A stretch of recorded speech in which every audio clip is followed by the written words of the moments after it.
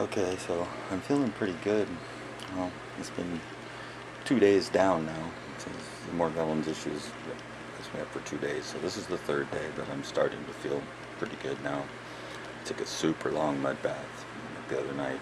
Oh, I'm sitting here and thinking, oh, my ears are kind of ringing. I'm feeling it. Wonder what's going on. And I come over here and look outside my whole skylight window here. There's the moon to the west. There's some lights in the neighborhood, the neighbor's house. And then there's this guy here, this jet, or whatever it is, moving excessively slow. It's been over a minute now. I'm using a Fuji EXR. This camera's about 8 years old.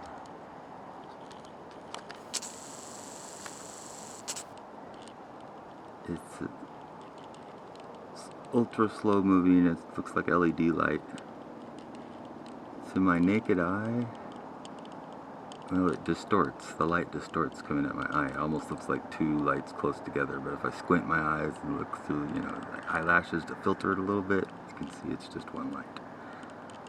But it diffracts out quite a bit. And I can feel pressure increase, like in my veins, literally. There's some trees in between right now. It's moving slowly. I mean, this isn't like an anomaly. This thing flies over all the freaking time. Oh, it's a jet. It's the red and blue light special. See, it's flying. I could get in my car and outrun that jet across town. That's how slow it goes. In fact, I've done it before in my Jeep Grand Cherokee. So I didn't even have to go that fast. Literally. I hit like 75 on 78th Street, and I was keeping pace with him perfectly. There's this Commando Solo. I wish I had some low light filters or whatever, something to bring out the light so you could see a little bit better. Neighbor's house. There's the jet still. He's going on by. He's dropping down a gear. Corner coming up here. You gotta slow down. Bring the zoom all the way back.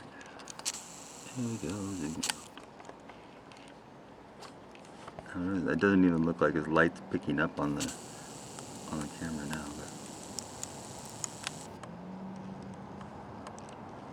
I wish this camera had a viewfinder. My old Canon had a viewfinder, and that was great for target spotting things, making sure it was in the viewfinder. There. Here he is. Commando Solo. This is the U.S. military satanic fucking black ops, and they're giving us all brain cancer and trying to control our minds as well. So while he's going from east to west, right over the neighborhood as usual,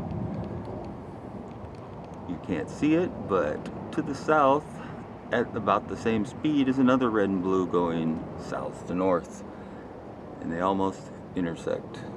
And then right there's also another one going, he's got red light flashing and white. He's going south to north as well. That's the south to north caravan. They stagger them out. And there's a right one and a left one. There's so many groups of airplanes that fly over the town all night long. You tell people, oh, who cares? It's an airplane. Like, yeah, nothing could be done from airplanes that, could possibly be anything we should concern ourselves about.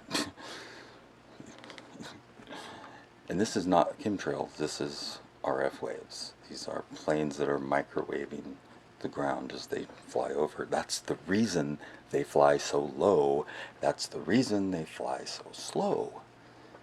I've never seen a jet fly that slow. Have you ever been on a jet coming into the city, you know, you're going to, and it's like, this is your captain speaking, we're going to drop down to about 1,000 feet and cruise over the neighborhoods for the next 25 minutes before we land. I hope you all don't mind. It's just procedure. Thanks for flying. You ever heard that? Fuck no, you haven't, because that's not how it happens.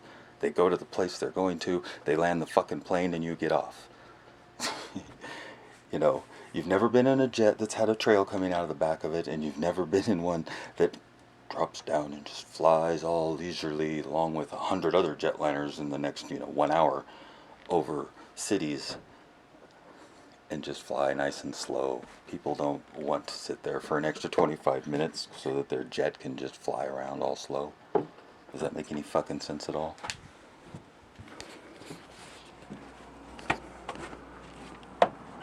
How long was I away? Oh, let's see. There's a red and blue special coming in about 800 feet to the east. He's right there.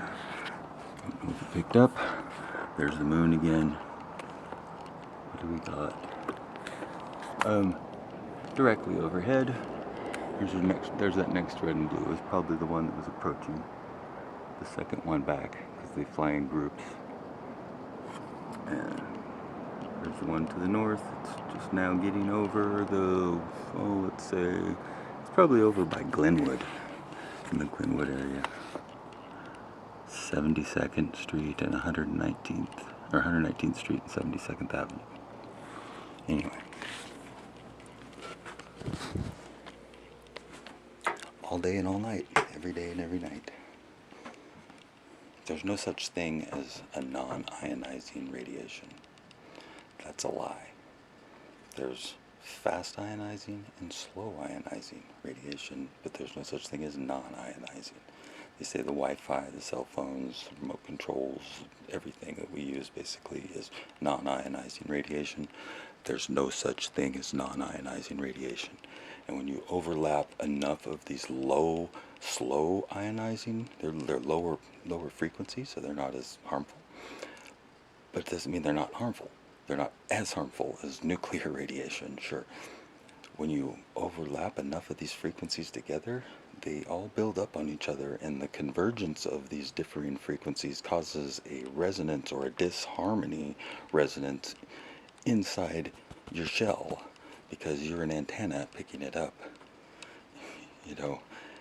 and this causes harm. It's like energy areas in your body are being distorted by all of these overlapping electrical fields. And then they fly these planes through, zapping ones that are intentionally targeted, specific frequencies to harm you.